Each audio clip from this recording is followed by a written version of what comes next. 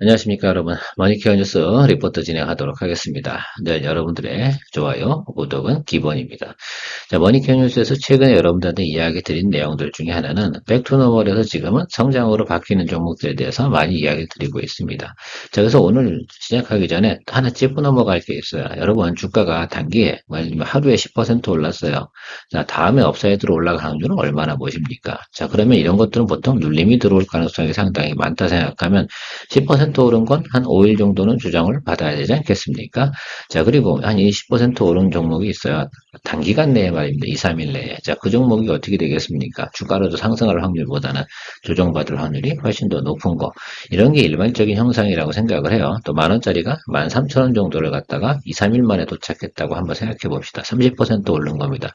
이건 눌림이 들어와도 말입니다. 차근차근 눌려가지고 적어도 한 1, 2주 정도는 쉬어줘야지 기본적으로 가는 겁니다. 그런데 만 원이 13,000원 된 종목을 매수하시는 분들이 분명히 있습니다. 도대체 그분들은 어떤 분들일까요? 저는 상당히 감사함든 분들이라고 생각을 하고 있습니다. 왜? 내 주식을 갖다가 대신 사줬으니까. 얼마나 좋습니까? 너무너무 감사한 분들 아니겠습니까? 또 그런 분들이 꼭 계셔가지고 결국은 누군가 수익이 또 생기기 마련인데 우리 머니케어 뉴스에 계신 분들 같은 경우는 그런 실수를 저지르지 않았으면 좋겠다라는 생각을 많이 하고 있습니다. 물론 사람이 살다 보면 10중 8구 중에 아니, 예외의 경우가 하나, 두 개가 있죠. 그런 기업들은 어떻게 돼요? 계속해서 상승하는 종목들은, 그건 시장 독점적 지위를 가지고 있는 기업이 시장의 성장세를 만났을 땐 이건 뭐 피할 수 없는 겁니다. 우리가 대표적으로 볼 수 있는 게 엔비디아, 뭐 우리나라는 뭐 예를 들어서 독점적인 최근의 반도체 기업 중에 PSK 홀딩스 뭐 이런 것들이죠. HPSP 뭐 이런 것들은 시장의 독점적인 예를 들면 권리를 가지고 있는 회사 아니겠어요? 그러니까 딴 데 대체 불가능한 거라 그러면 성장성이 나온다 그러면 이렇게 쭉쭉쭉 달려갈 겁니다. 자, 그렇지 않은 것들은요. 이래 연간 성장률이 50%인데 뭐 예를 들어 한 2, 3일 만에 주가가 30% 올랐다고 하면 그건 무조건 차익물이 나오게 되어져 있다는 사실을 잊지 마시기 바랍니다. 오늘의 포인트, 고점에 잡는 실수를 저지른 사람들은 정해져 있다. 어떤 사람들이다? 공부 안 한 사람들이다. 라고 생각을 합니다. 나름 그래도 투자는요, 확률 싸움이거든요. 그 확률에 대해서는 조금 생각을 하고 가야 된다. 오늘 준비한 내용은요, HM 본진 장비. 최근에 당연히 HBM 본진 장비 상당히 중요합니다. 기술을 계속 업그레이드 해야 되니까요. 프로텍 좀 준비했고요. 디램이 좀 앞으로 랜드하고 같이 성장을 한다고 합니다. 그럼 거기도 또 어떻게 돼요? 검사 장비가 상당히 중요하지 않겠습니까? DIE, 디스플레이도 요즘 애플이랑 관련된 매출이 좀 늘어나기 시작하면서 바닥권은 좀 털었다. 그래서 가동률이 많이 올라간 LB세미콘. 마녀공장은 NDR을 좀 진행을 했는데 앞으로 신규 매출처나 또 우리가 생각해 보면 미국에 대한 성장 이런 부분도 조금씩 감안해 보면 지금 정도 수준이면 충분히 낮은 구간이다. YOI에서 본인들 스스로가 나타난 거는 영업이익률은 100% 이상 늘어날 것이다 라고 예상을 하면서 발표를 했습니다. 그 내용도 공유하면서 가면 괜찮을 것이다 라고 생각을 하고 있고요.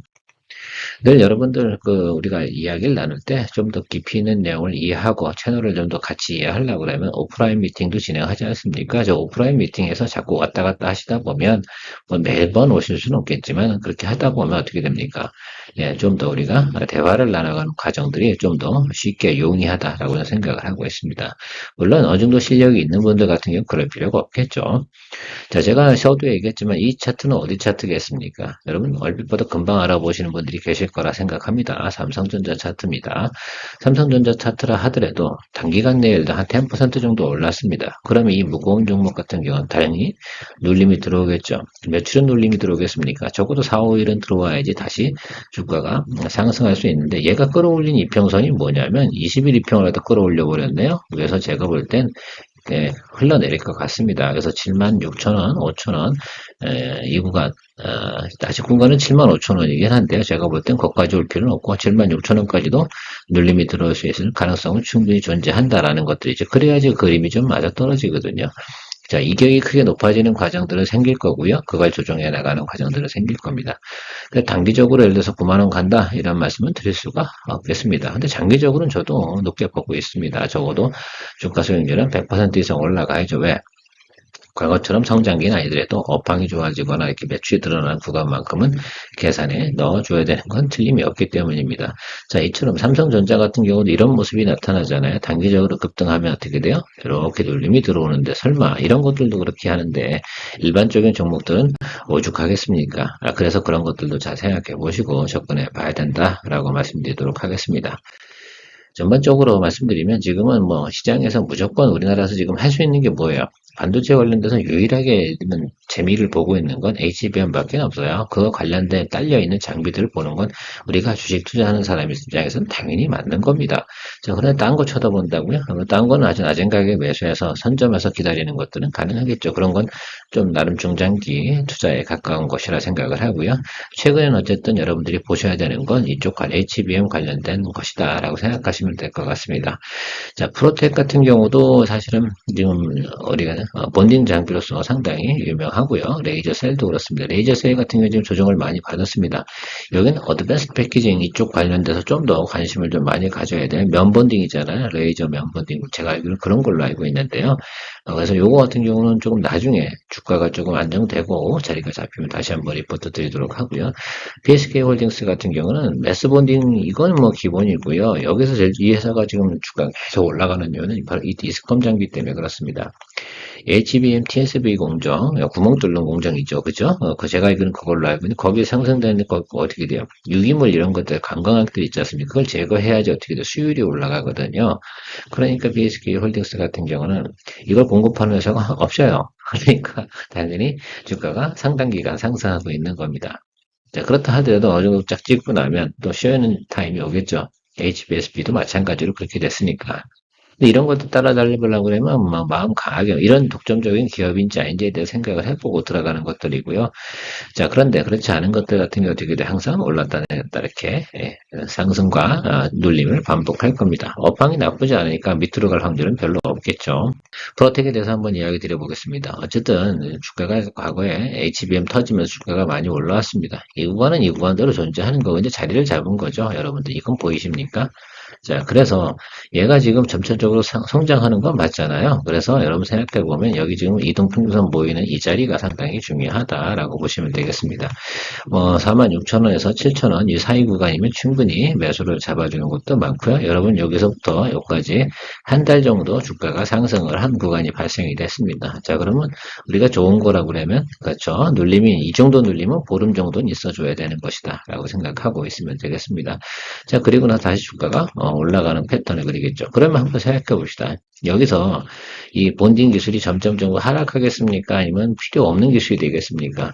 야, 지금 HBM은 결국 이렇게 적층으로 쌓는 거 아니겠습니까? 그럼 이 쌓는 거에 대해서 어떻게 돼요? 좀 더 수율이 높아져야 되니까, 본딩 관련된 부분에 대해서만큼은 계속해서 어떻게 되겠어요? 예, 성능이 좋아지는 것이고 개선을 해야 되고, 그거에 관련된 수요는 당분간은 줄어들 것 같진 않다라는 것들을 견해로 본다고 그러면, 상승 쪽에 퍼센트가 훨씬 더 높다, 이렇게 판단을 내린다고 저는 생각합니다.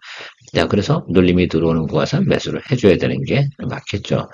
자, 그래서 여러분들께서 조금 생각해 보시면 되겠지만, 지금 이동평균선에 다 모여있는 과정에서 보면, 제가 볼 땐 그 구간에 겹치는 구간 자리가 결국은 항상 보면 모멘텀 자리라고 말씀을 드렸습니다.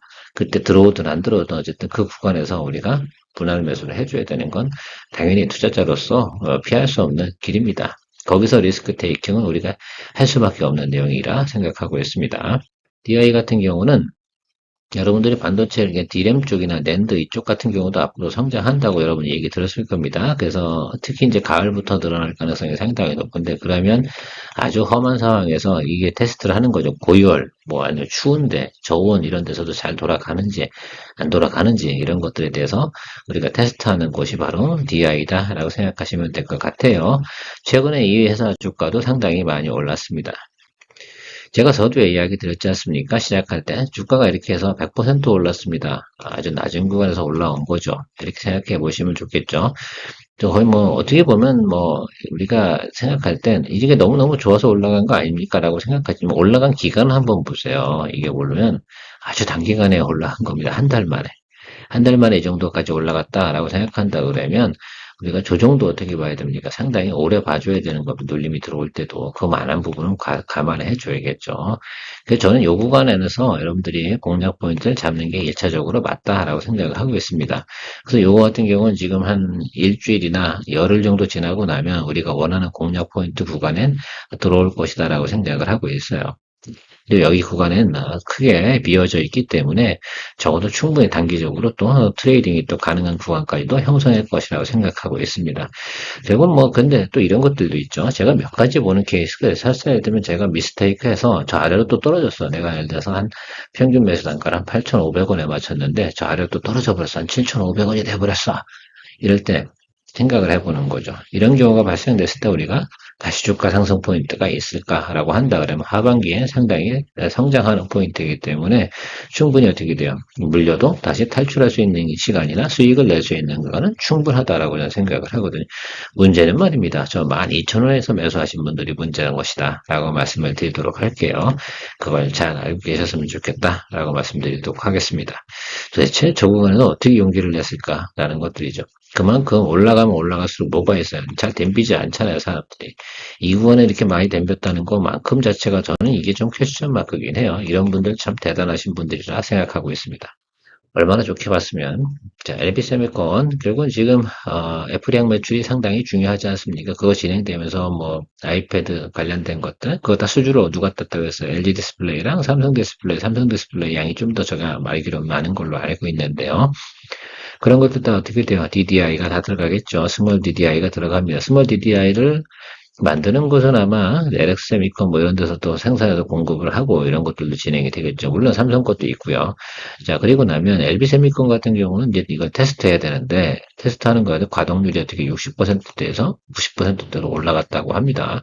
이 뉴스 하나만 갖고도 주가가 상승을 해야 되는 건 당연히 맞지 않나 이렇게 생각하고 있어요.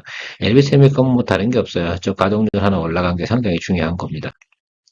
그래서 요즘 최근에 주가가 많이 오르는데, 그래서 제 생각에 하반기 쪽에는 이쪽으로 올라갈 것 같아요. 여기 구간은 아닌 것 같고, 여기 요 정도 수준에서 보면 될 것 같아요. 최고 매수가는 10,000원 이상으로 보시면 좋을 것 같고요. 지금 이 안에서는 분명히 어떻게 돼요?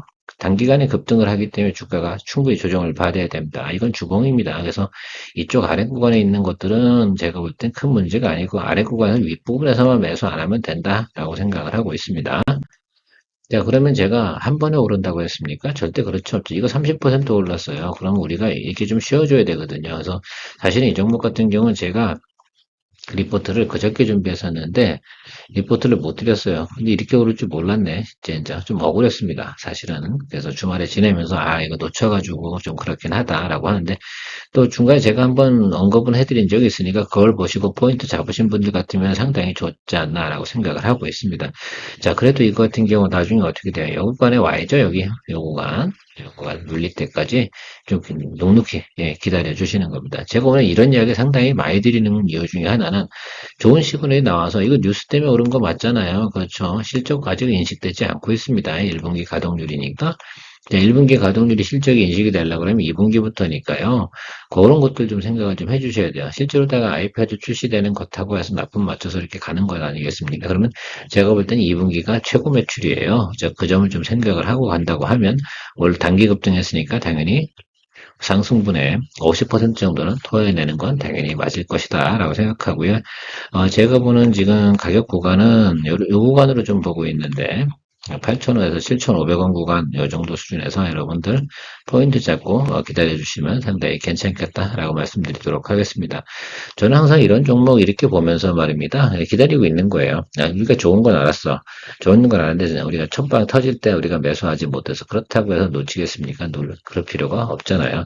이건 완벽하게 수급에 의한 모멘텀이 들어와서 이렇게 올라간 거고 이건 의미가 없고 그죠? 그렇다 하더라도 어떻게 돼요? 이 튀어 올라오는 거 있지 않습니까? 이 부분이었겠죠. 사실은 저는 이렇게 생각했어요. 이때 이거 보고 나서 업황은 개선되는 건 맞는데 타임을 잡아야겠다. 이게 보고 있다가 놓친 겁니다. 이런 경우에. 제가 이거 221 이동평선 아래 들어가서 얼마나 좋아했겠어요. 당연히 콜 했겠죠. 자, 그런 부분도 좀 생각해 보시고 가면 좋겠다. 여러분들도 한번 종목들을 찾아놓을 때 그런 것들이 있었을 때 이게 실적 가이던스 같이 보면서 여러분들이 분석을 해내면 큰 도움 되실 거다 생각하고 있습니다.